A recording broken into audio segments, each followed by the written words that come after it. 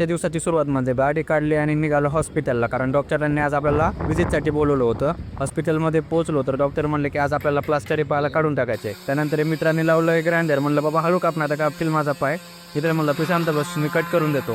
त्यानंतर डॉक्टरांनी सांगितल्याप्रमाणे आपण सगळं काढून घेतलं, प्लास्टर वगैरे बाजूला काढलं.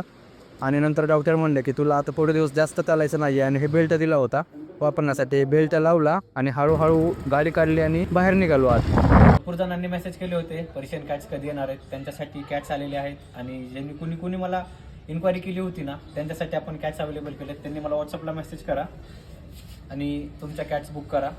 ट्रान्सपोर्टेशन आपण ऑल ओव्हर महाराष्ट्र देण्याचा प्रयत्न करतोय. हा आहे आपल्याकडचा आजचा जर्मन शेफर्डचा फिमेल पपी. एकदम हेवी आणि हेल्दी पपी आहे. पपीचं वय आहे फक्त 35 दिवस. आणि हा पण पिल्ल्याची बुकिंग चालू आहे आणि त्या कॅटची पण बुकिंग चालू आहे. आणि खाली माझा बायोमध्ये नंबर आहे, त्या नंबरवरती तुम्ही व्हॉट्सअप करा किंवा कॉल करा आणि तुमचं पपी बुक करा.